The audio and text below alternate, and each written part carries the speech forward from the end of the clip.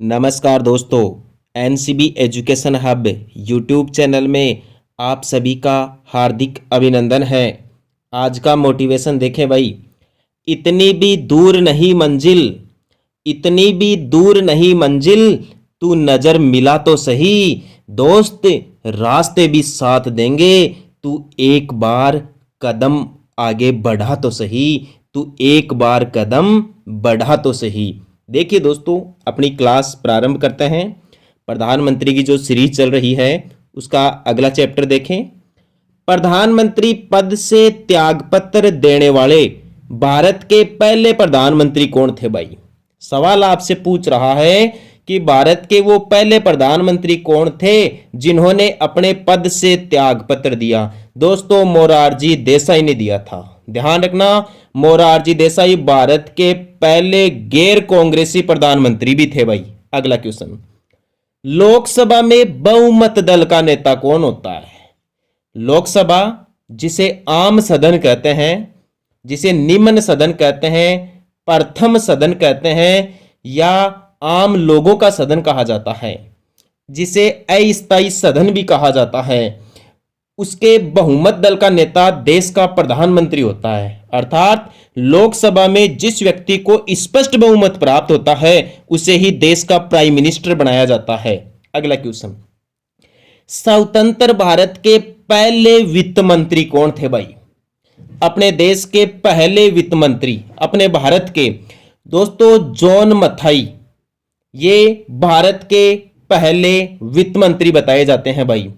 ये भारत के पहले रेल मंत्री भी बताए जाते हैं और स्वतंत्र भारत के पहले वित्त मंत्री भी बताए जाते हैं भाई। कौन? जॉन मथाई। अगला क्वेश्चन, मंत्रिपरिषद के सदस्यों को शपथ दिलाता है। मंत्रिपरिषद के सदस्यों को शपथ दिलाने का कार्य भारत के राष्ट्रपति का है भाई। देश का राष्ट्रपति पहले तो प्रधानमंत्री की नियुक्ति करता है, उसको उसके पद की गोपनीयता की शपथ दिलाता है, फिर प्रधानमंत्री की सलाह पर मंत्रिपरिषद के सदस्यों की शपथ का कार्य भी देश के राष्ट्रपति के द्वारा ही किया जाता है। अगला क्वेश्चन, मंत्रिमंडल का गठन करने वाला कौन होता है? अपने देश में मंत्रिमंडल का गठन कौन करता है भाई?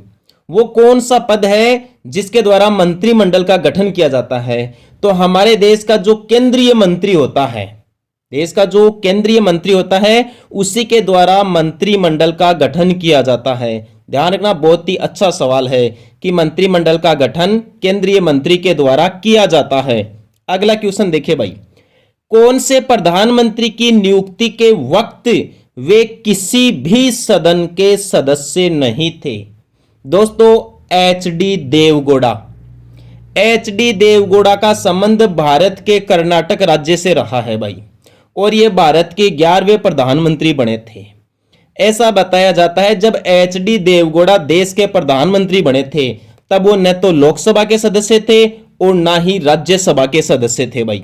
अगला क्वेश्चन, सबसे कम आयु में प्रधानमंत्री बनने वाले व्यक्ति कौन हैं? दोस्तों, राजीव गांधी बहुत ही गजब के प्रधानमंत्री रहे हैं।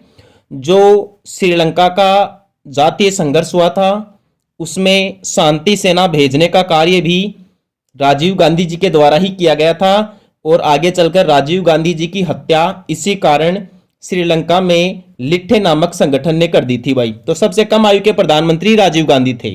अगला क्वेश्चन, स्वतंत्र भारत के पहले कानून मंत्री का नाम बताइए आप।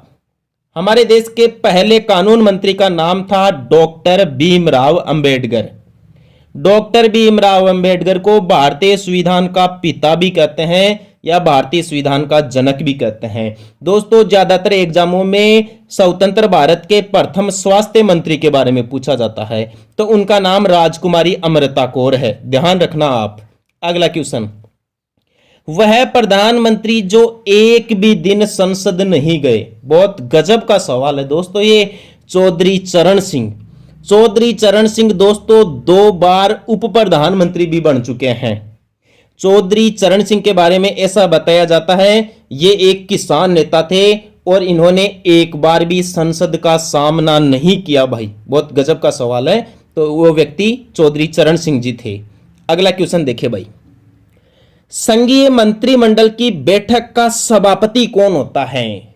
जो अपने देश की केंद्रीय मंत्रिमंडल होती है उसका अध्यक्ष या मुखिया आमतौर पर देश का प्रधानमंत्री को ही माना जाता है, या आमतौर पर देश के प्रधानमंत्री को ही संघीय मंत्रिमंडल की बैठकों का अध्यक्ष बनाया जाता है, सभापति बनाया जाता है, या फिर चेयरमैन बनाया जाता है। बहुत ही शानदार सवाल है दोस्तों।